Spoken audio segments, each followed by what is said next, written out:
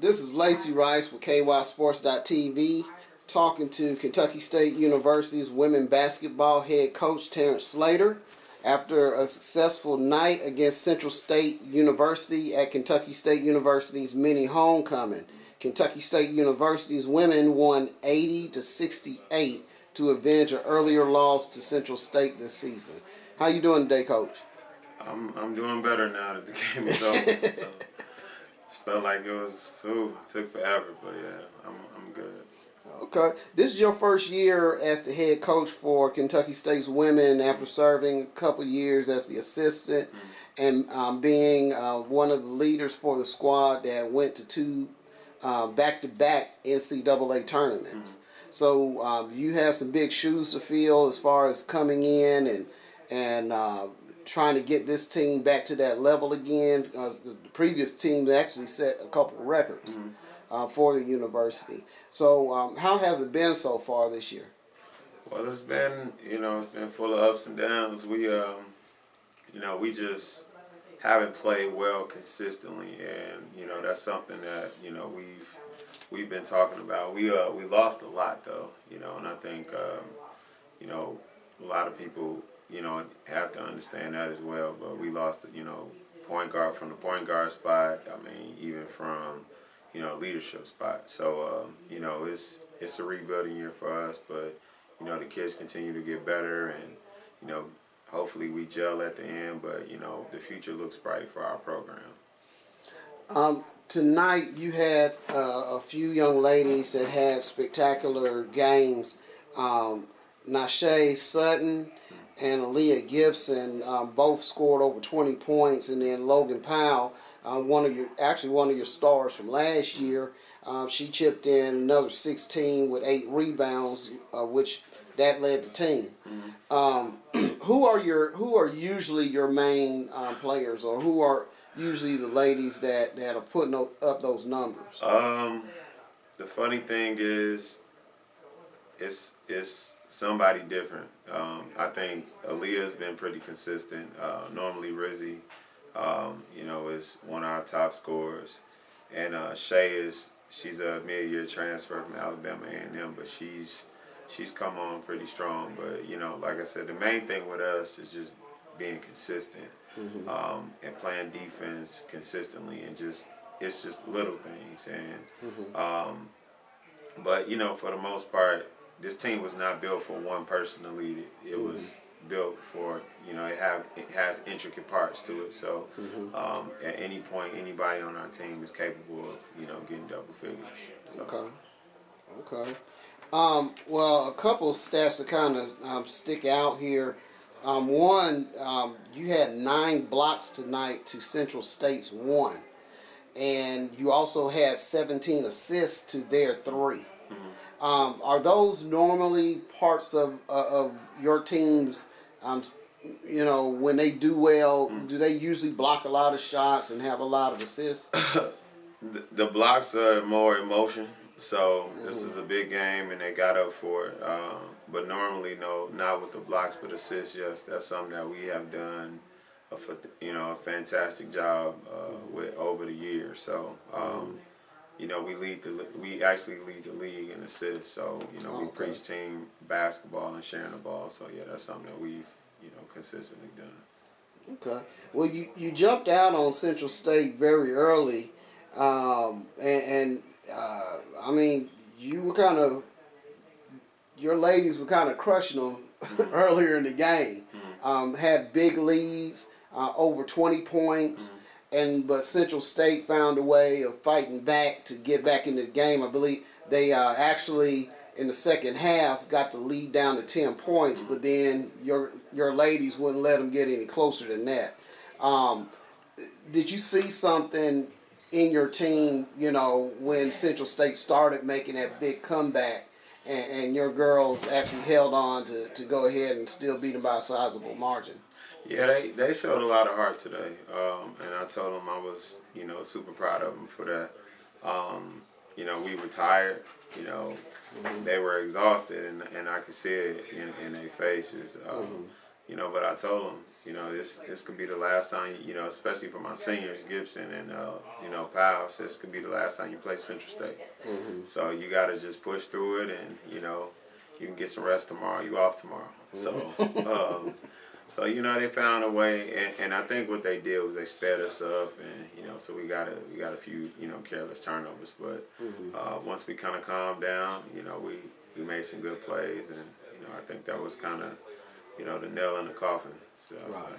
So okay. Your young ladies also outscored them 7-3 in 3-pointers. Mm-hmm. Is that a very important part of your game? In fact, Miss Sutton went 6 for 6 from 3-point land. She is a very capable shooter. I mean, just a weapon in general. Shay started at Alabama A&M, as a freshman, and last year she was a second leading scorer last year. So, new coach came in, and it just wasn't a good fit. So, everything that she has done up until this point, we expected her to do, and then obviously Rizzy, was leading the nation in threes, 3-pointers, and percentages. So, we have a team that can really shoot the ball.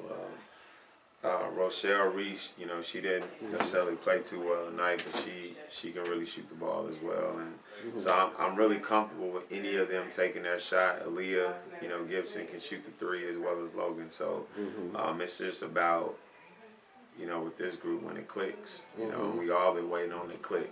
So hopefully just get us jump started going into conference play or conference tournament. So okay. When is your conference tournament? It is the end of February going into March. So I think the first round is February 27th. But and right now on our side it's so close. We told the kids before the game it's only one game separating us from the second place person, and now that Central has lost 2 straight games, it's not, unattainable for us to get back to the number 1 spot. So we just got to keep playing hard and, go from there.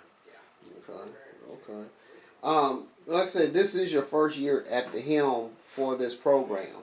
And as expected, like you said earlier, there have been some good days, there's been some bad days.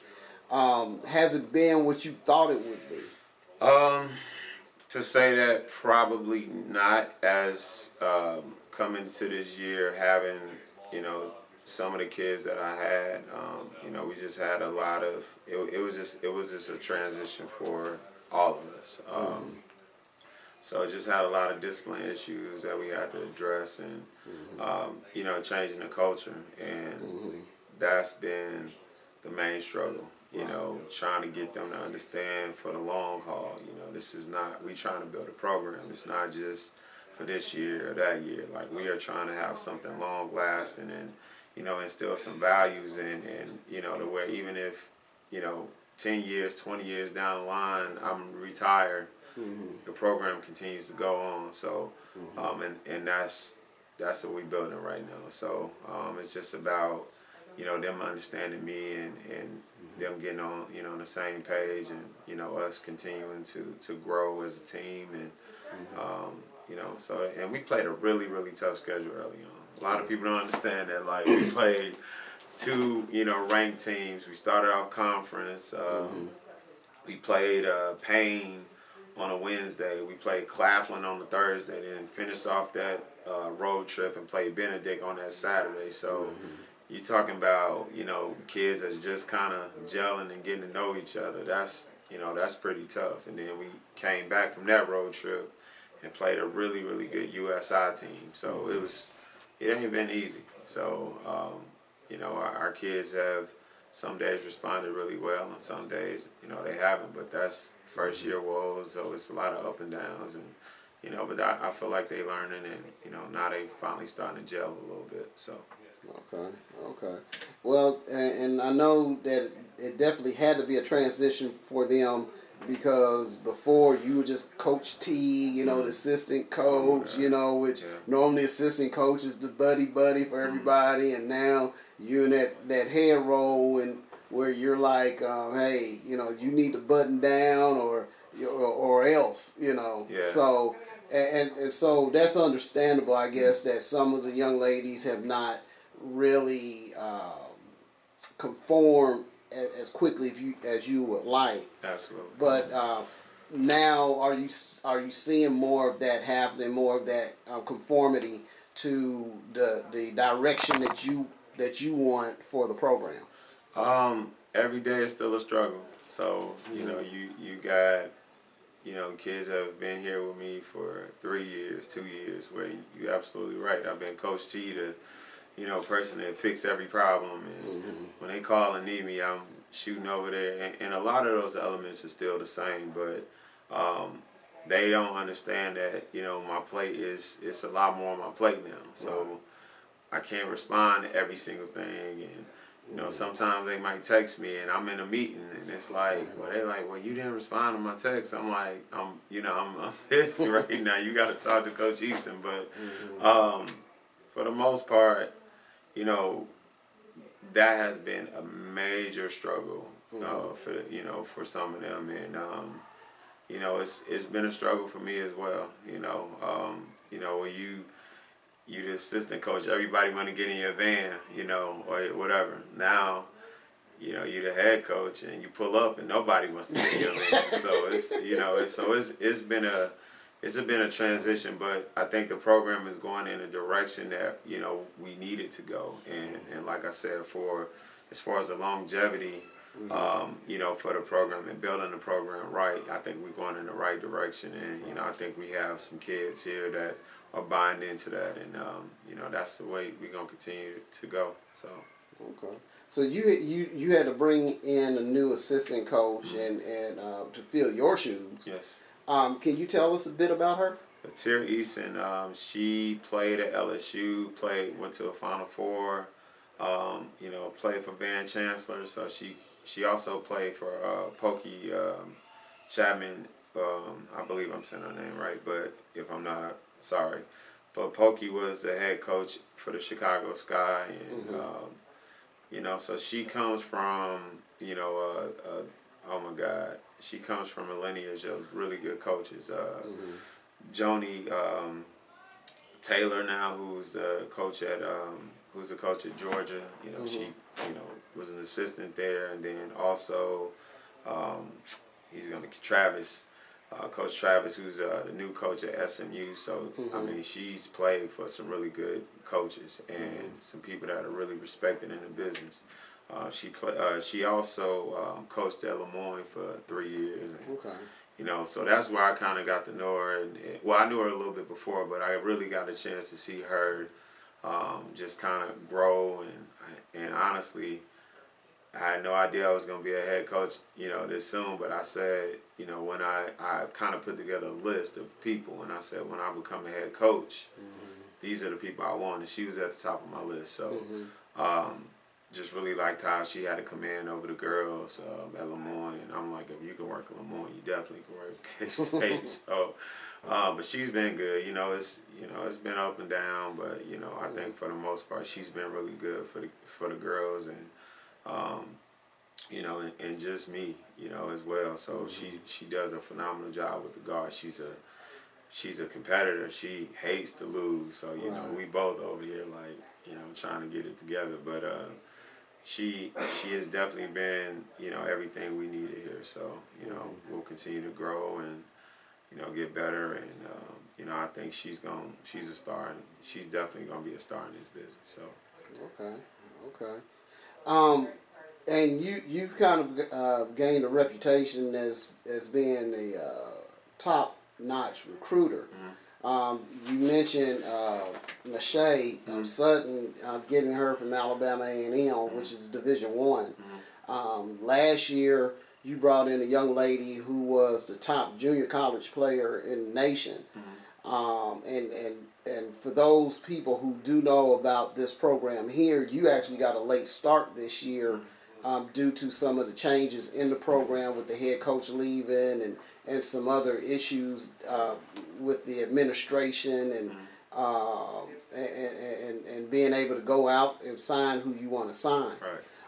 Did you primarily get who you really wanted to get, or were there some people who you might have missed out on, or? Oh well, I mean, it's no secret. We missed out on a lot of kids early on. Some kids who were at the top of our list, and we just couldn't sign them at the time. So, but that's neither here nor there. We still are working at this point. And we put the best team together that we could. Right. With, like you said, with it being late, and we have some talent, but the future, like I said, is extremely bright for us. We signed some kids early on. Kid from Louisville that's really talented.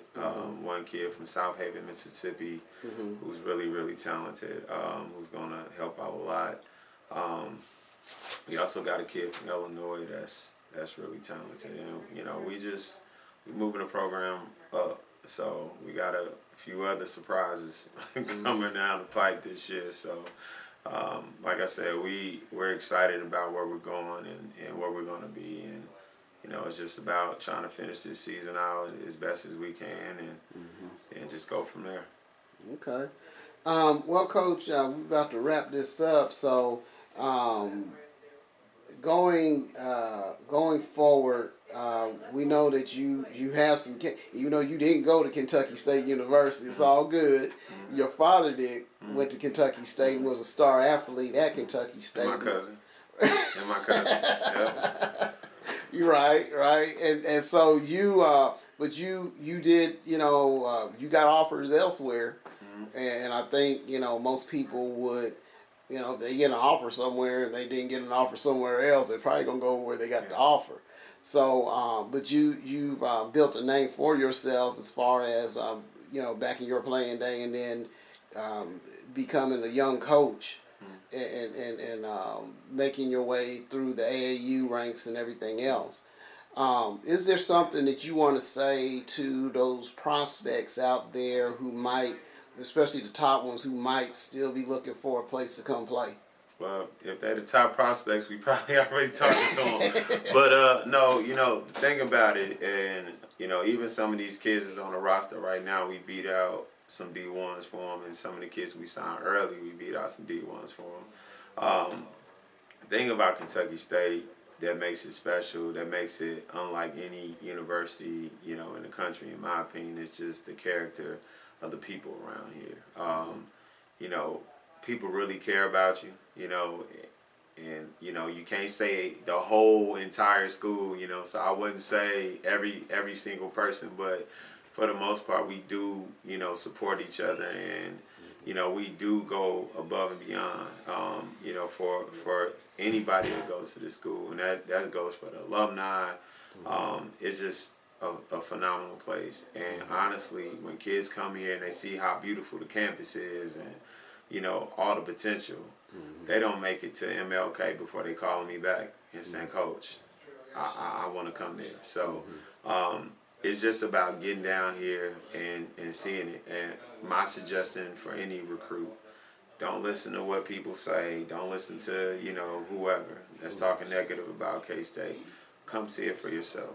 If you come see it for yourself, you will be pleasantly surprised. And honestly, you probably won't make it down the street before you decide you want to be here next year. So, right, because you got. There's definitely been some successes in K-State's past, including being the first NAIA women's champion, which actually made them the first champion of an integrated governing body. Yeah. So there's a lot of history there, and then some other coaches have led the teams to various heights, but you once again were part of history, and so we know that you want to keep that history going and make some history of your own. Absolutely. So we definitely appreciate you taking this time out to talk to us. Thank you guys for interviewing me, and like I said, future looks bright, and we'll continue working. So. Okay. Well, thank you very much, Coach, and you have a blessed weekend. Thank you.